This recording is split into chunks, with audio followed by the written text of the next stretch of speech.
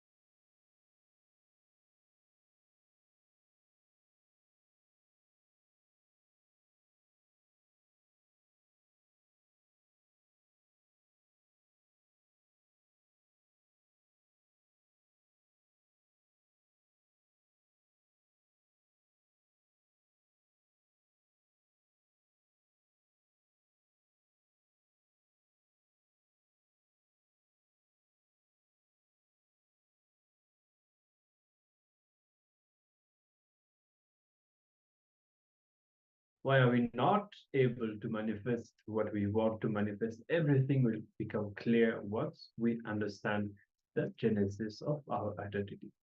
So please come to this space of listening. We are going to be watching a video where the Supreme Pontiff of Hinduism will be guiding us.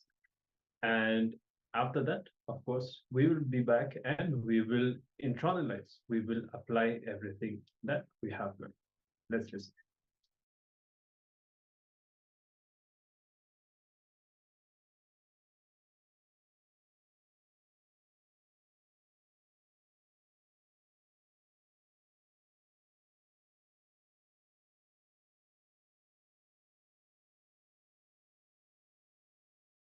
The first session is Genesis of Identity, understanding what you perceive as your identity.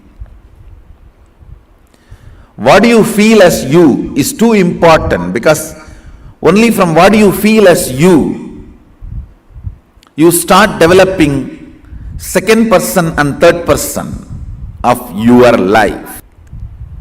Aligning,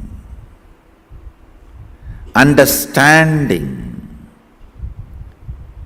aligning and understanding your first person, second person and third person, and experiencing completion. And experiencing completion. Understand, wherever you are not aligning, you are only maligning the reality.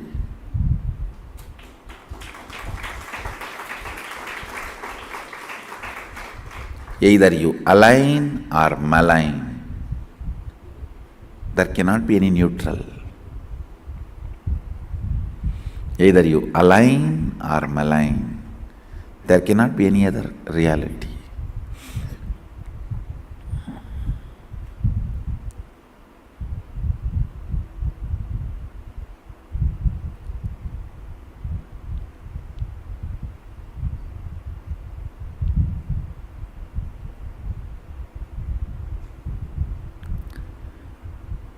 Aligning.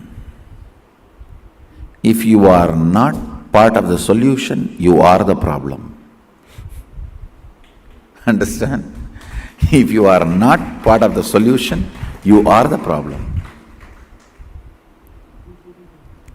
Aligning and understanding the first person, second person, third person of your life. Who is the first person of your life? What you perceive as you.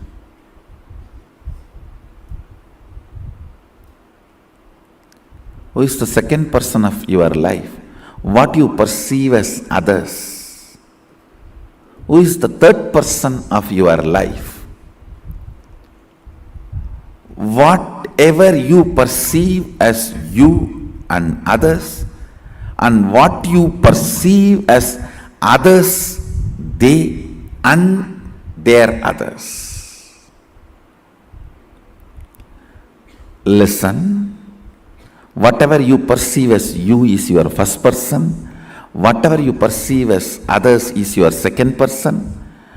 Whatever you perceive as your second person's first person's and second person is your third person. Just put little attention, you will catch how the whole thought current, which is torturing you from day and night, which you really want to get rid. You and your thinking as love-hate relationship. You can neither be without that, nor be living with it. Almost like spouse. Neither be without it, nor be with it.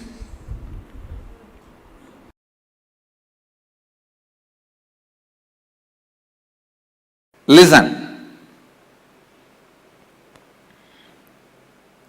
When I look inside me, my inner image, I see a vast powerful space of Purnatva, complete completion, or Sunyatva, emptiness, living emptiness.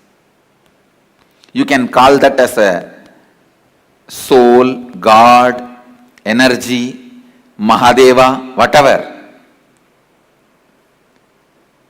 A complete space. That's the exact inner image I am carrying. Outer image. Listen. Outer image. How I project myself. I am projecting myself as a being to transmit that experience to all of you.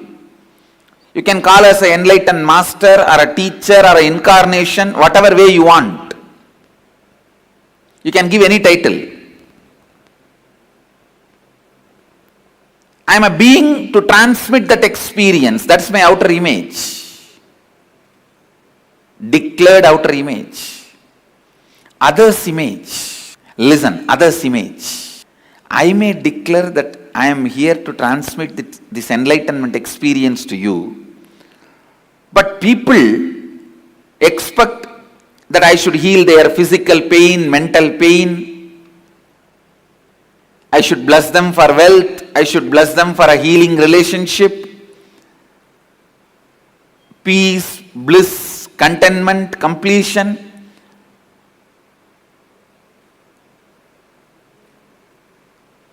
See, the other's image, what people perceive from me and expect from me, maybe it is different than what I declare, but even then I am responsible. Because whatever they expect is within the purview of my declaration. Please understand. When I say I am here to transmit that experience to you, to give that experience to you, I have to give you at least 1000-volt spiritual energy. But to clear your cancer or headache, I need to give only 0.5-volt energy. So if you expect me to heal your physical problems, I am responsible for it because that falls in the purview of my declaration. Anything which can be done by the transmission of energy and experience of enlightenment, the side effect, after effect, byproduct of transmission of energy, you have a right to expect from me because that comes within the purview of my declaration. It is my responsibility to fulfill it. Only if you expect that I should win the World Cup, playing the football match, I am not responsible for it because that doesn't come under my declaration, the purview of my declaration.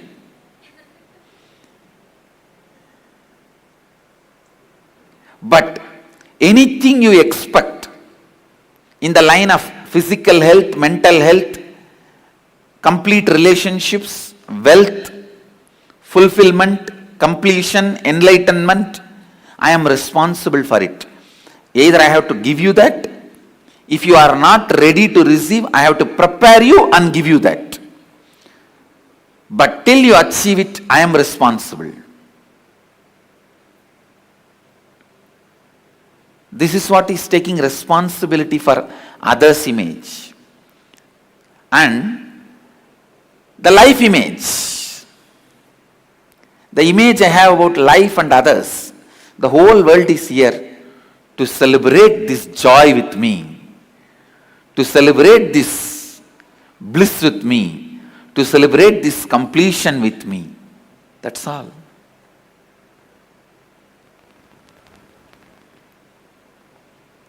So understand,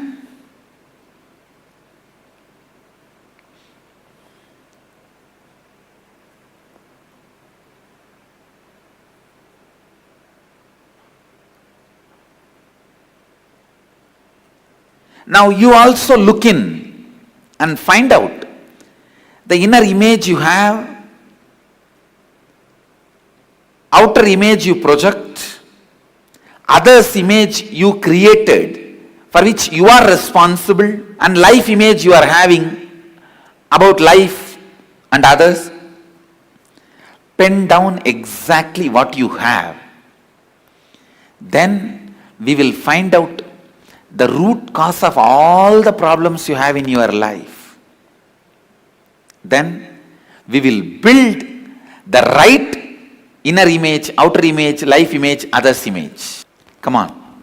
First, let's spend a little time in finding the inner image you are having, outer image you are having, others image you are having, life image you are having, without editing. Please start penning down.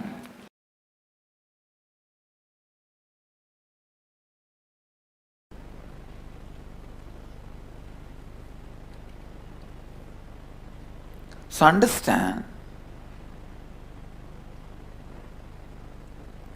the exact inner identity, outer identity, and the gap between the inner identity and the outer identity.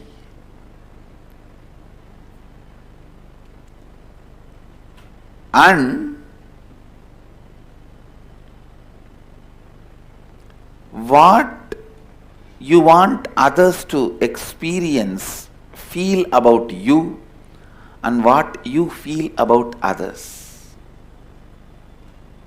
There is always a big gap between these two.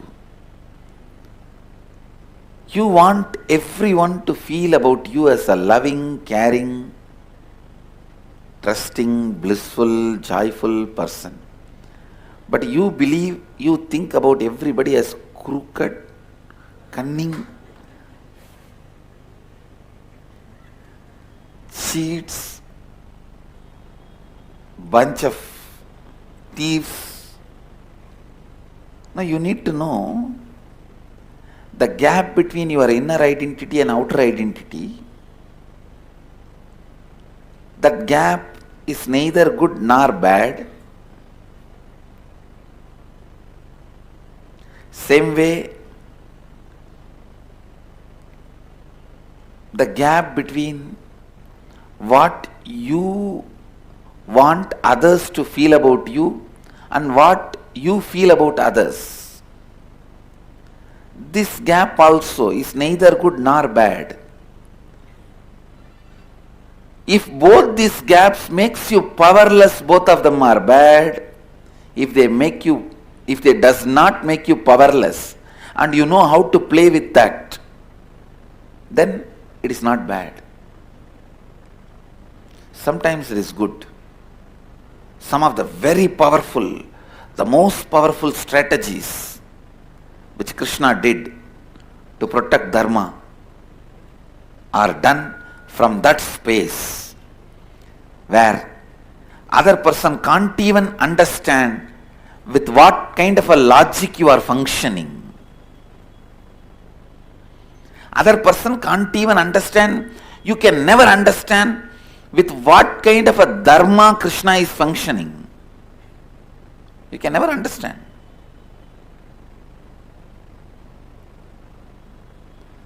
But he is the most dharmic being. Because the gap between inner identity, outer identity has not put him in powerless space. SDHT, self-doubt, hatred, denial. When he was running away from Jarasandha, I can be 100% sure he would have had a cup of coffee or a coke and chatting with his Sakhis, if not flirting, in his chariot. He would not have had a single moment of powerlessness. But if he has seen some enemy spy, immediately would have shown the face as if he is afraid, frightened, running away. He knows how to play the game with. Because even the inner identity, outer identity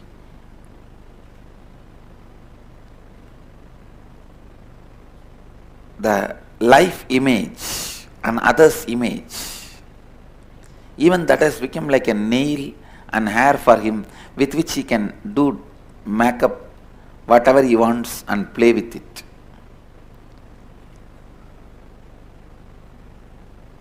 He knows how to show them, showcase them, and use them, play with them. So understand,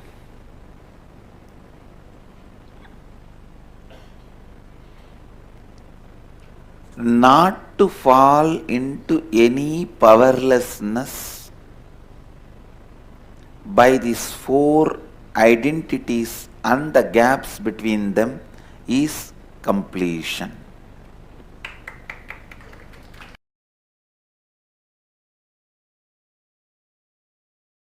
Sit. I am giving you the precise instruction from Mahadeva's definitions. Sit and decide that you are going to complete with some of this past incompletion, and let your attention be on the whole incompletion being relived with the clear understanding of unclutching. Disidentify why that happened, because it has happened. With that understanding, why that happened, because that happened. Why you reacted the way you reacted, because you reacted the way you reacted. Why the action, because the action. Why the reaction, because the reaction. Any past incident has no valid, adequate reason to the present conscious cognition. Any past reason cannot be adequate for the present cognition. Any past incident has no reason or cause for why it happened the way it happened. It just happened the way it happened, and it did not happen the way it did not happen. That's all. With this clarity, relive, you will see the form you are able to remember in which the incompletion happened will melt down, will lose its power over you. That is the definition that completion has happened. The incompletions have melted down. Go on, go on, go on. Other than the form you are having this moment, you should not be able to remember any form of the past. Then you become formless. People come and ask me, "Oh Swamiji, I have this big low self-esteem, low inner image. How can I drop this? I have so much of SDHD." All of them have power over you because still you believe your future is going to be with them. I'll show you your future is going to be with Sadashiva.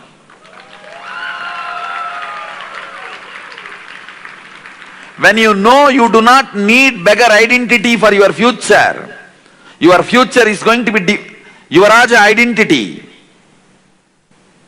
It will not take more than 2-3 seconds to make that old identity redundant, irrelevant.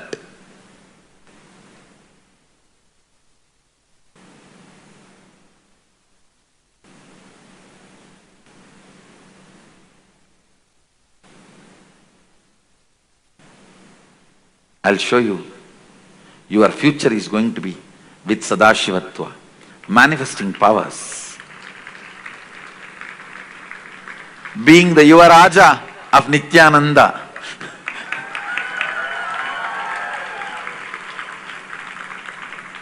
Prince of the cosmos. Yuvaraja of eternal bliss. I am the minister touching your feet and saying, you are being called to be king.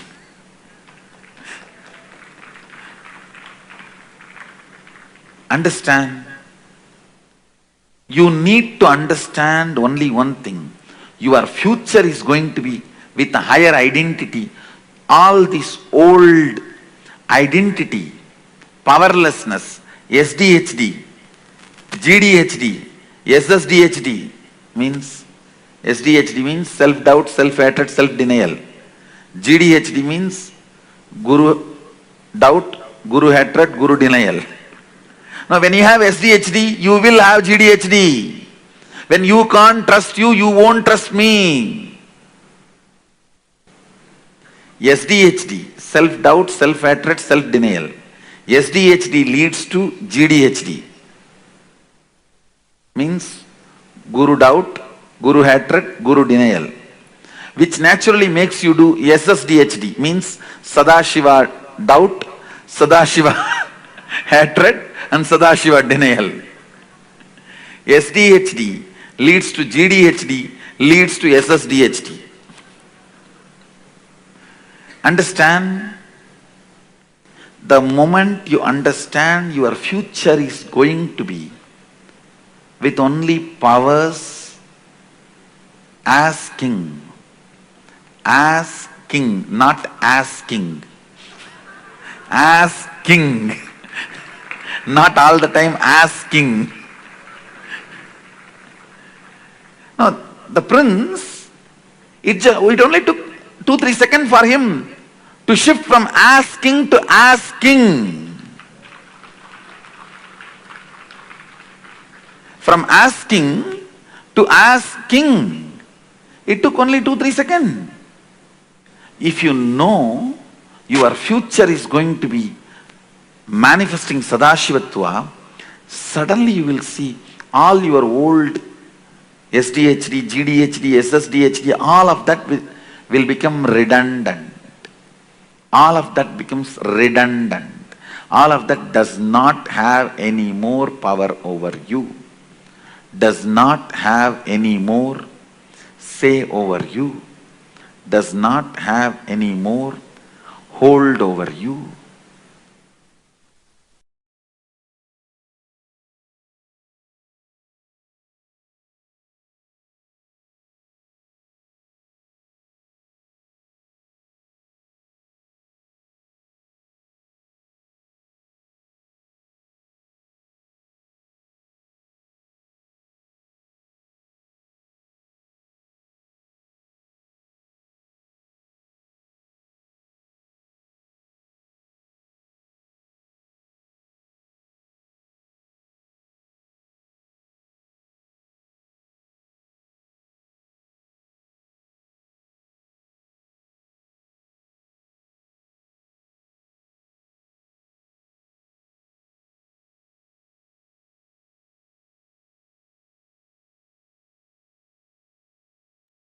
Yes, let us now enter into the internalization exercise and deepen our understandings about these revelations from the Supreme Pontiff of Hinduism on the very genesis of our identity, on the various identities that we create and carry, that we hold on to, based on which we experience ourselves and create our life.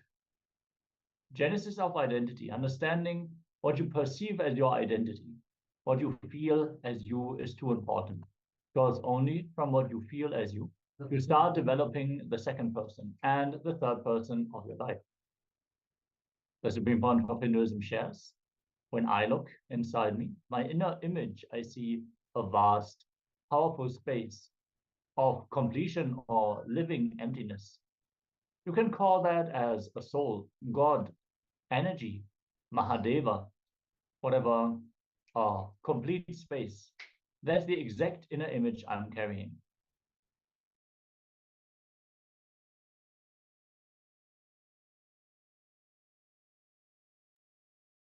I'm projecting myself as a being to transmit that experience to all of you. That is the outer image, in the words of the Supreme Pontiff of Hinduism.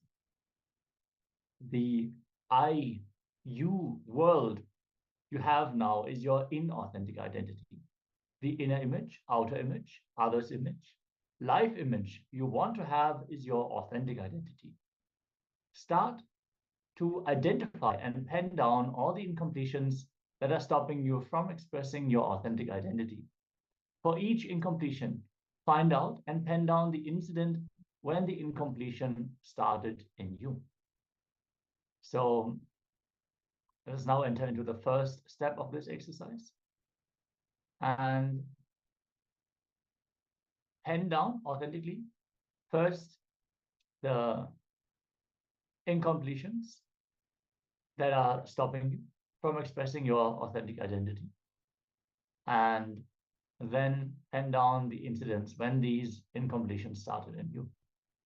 So let's get ready and enter into this process. If you have any questions or doubts, let us know in the chat so we can help you out. Let's begin.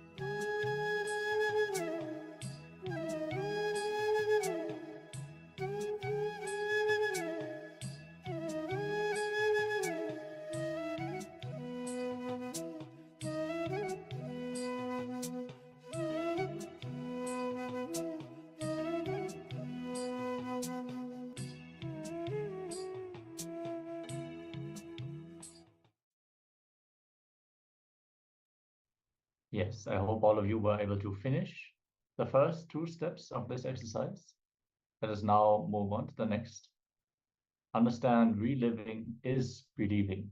Pick up the incident you need to complete with, the incident when you develop the incompletion. Sit with yourself, relive that whole incident in your inner space.